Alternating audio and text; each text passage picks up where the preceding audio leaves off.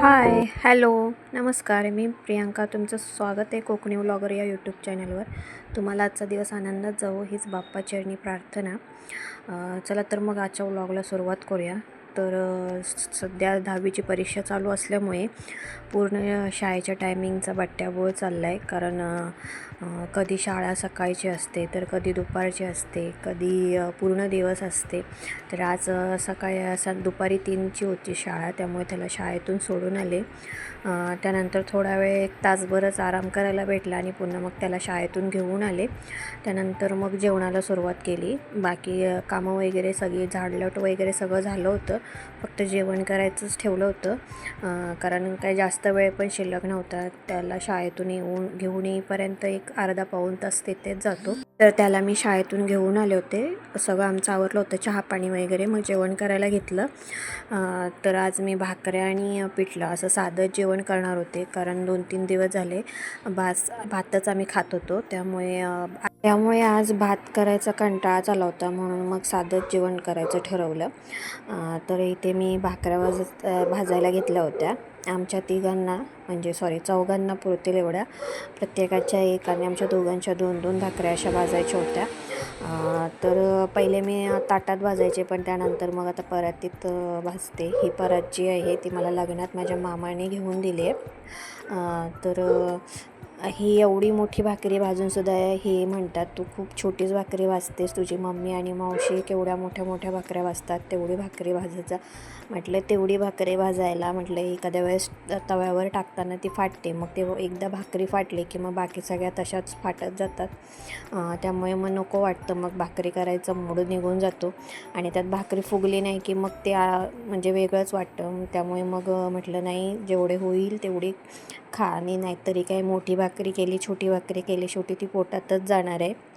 तर इथे माझी भाकऱ्या सगळ्या होत आल्या होत्या. आणि शेवटची कोपी भाकरी, म्हणजे आमच्याकडे जी शेवटला छोटी भाकरी केली जाते तिला कोपी असं म्हणतात. तर ही आमची छोटी कोपी भाकरी आता मी शेवटची टाकली आहे.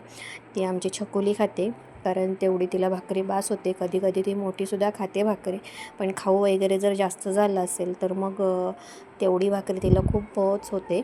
आणि त्यानंतर मग माझे जेवण वगैरे झालं, म्हणजे भाकरी भाजून झाली. आणि हा किचन कट्टा जो भाकरीचं पीठ सांडून झालं होतं ते म्हटलं पहिलं साफ करून घेते, कारण मला भाजी करायची होती. मग ते सगळं पीठ जे शिल्लक होतं भाकरीचं ते सगळं ओतून घेतलं आणि डब्यात झाकून ठेवून दिलं. आणि त्यानंतर मग भाकऱ्यासुद्धा मी व्यवस्थित डब्यात झाकून ठेवून दिल्या. आणि त्यानंतर आता पिठल्याची तयारी करायला घेतली. तर इथे मी कढीपत्ता आणि मिरची वगैरे कट करून घेते. आणि त्यानंतर कांदा आणि लसूणसुद्धा बारीक कापून घेतली. टोमॅटो घरी शिल्लक नव्हता, त्यामुळे सकाळी जी मी टोमॅटोची चटणी बनवली होती, कारण त्यांच्या ऑफिसला डब्याला मीच टोमॅटोची चटणी बनवली होती, तेव्हा सगळे टोमॅटो संपले होते. आणि माझे शाळेतून येताना आणायचंसुद्धा लक्षात नाही. त्यामुळे मग पिठल्यामध्ये मग मी टोमॅटोची चटणीच टाकायची ठरवली, कारण आता दुसरा ऑप्शन पण नव्हता. टोमॅटो आता घेऊन यायला तेवढा वेळ पण नव्हता, कारण हे सुद्धा आता ऑफिसवरून यायचा टाईम झाला होता. कारण हे आले की मग आम्ही लगेचच थोडं 1-5-10 मिनटं ते ऑफिसवरून आल्यावर बसतात, आणि त्यानंतर मग आम्ही लगेच जेवायला घेतो.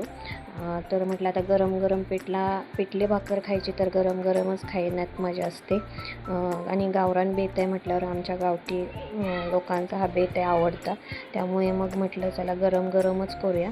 तर भाकरी झाली आहे, गरमच राहते ती थोडा वेळ 1 तासभर तरी डब्यात व्यवस्थित ठेवल्यामुळे. आणि आता म्हटलं पिठलं पण पटकन करून घेते, कारण ह्यांचा एक थोड्या वेळापूर्वी मेसेजच येऊन गेला होता की मी निघालो आहे, आता येईनच. मग म्हटलं चला पटकन करून घेऊया. तर मी गॅसवर पातेलं ठेवलं आहे, म्हणजे पहिला आधी कढईतच करायचं ठरवलं होतं, पण नंतर म्हटलं ते पिठलं थोडं शिजायला आलं की उडतं, त्यामुळे मग पातेल्यात करायचं ठेवलं. तर मग तेल गरम झाल्यानंतर मोहरी, जिरं, मिरची आणि लसूण टाकून दिली. आणि थोडंफार गरम झाल्यानंतर मग त्यात कांदासुद्धा टाकून दिला. केलं आणि परतून घेतलं थोडा वेळ, कारण कांदा थोडा ओलसर असल्यामुळे तो जास्त परतला जात नव्हता पटकन. मग म्हटलं जरा एक थोडा वेळ परतून झाल्यानंतर मग त्याच्यामध्ये मी वाचकी डाळ टाकले थोडीशी चवीला. शेंगदाणेसुद्धा कधी कधी टाकते, पण यावेळेस म्हटलं स्किप केले कारण श्रेयांश शेंगदाणे हे खात नाही. तशी वाचकी डाळसुद्धा तो खात नाही, पण तरी पण म्हटलं चवीसाठी टाकून दिले. तो त्याच्या ताटात आले तर तो वेगळं काढून टाकतो, पण आता हे असं पिठल्यामध्ये केल्यामुळे त्याला ते समजणारसुद्धा नाही. त्यामुळे मग दिले टाकून. त्यानंतर मग चटणी जी सकाळची शिल्लक होती टोमॅटोची, म्हणजे भाजी म्हणा, तीच मग टाकून दिल्याने नंतर मग परतून घेतलं व्यवस्थित. आणि हे जे मी बेसनाचं बॅटर तयार करून ठेवलं होतं, बाकी काहीच नव्हतं टाकलं, नुसतं बेसन पीठच होतं आणि थोडं पाणी टाकून दिलं. आणि आता हे माझं इथं पिठलं तयार झालं आहे. आता तुम्ही माझं पिठलं कसं तयार करता, म्हणजे बनवता, हे मला नक्की कळवा. त्या पद्धतीने सुद्धा मी बनवायचा प्रयत्न करेन. जास्त करून आमच्याकडे हे असंच पिठलं बनवतात, फक्त भाजकी डाळ वगैरे टाकत नाहीत, फक्त मिरचीचं आणि कांद्याचीच फोडणी देतात पिठल्याला. तर इथं आमचं साधंसं जेवण तयार झालं आहे. तुम्हाला माझा आजचा व्लॉग कसा वाटला मला नक्की कळवा. भेटू उद्या, तोपर्यंत काळजी घ्या. बाय.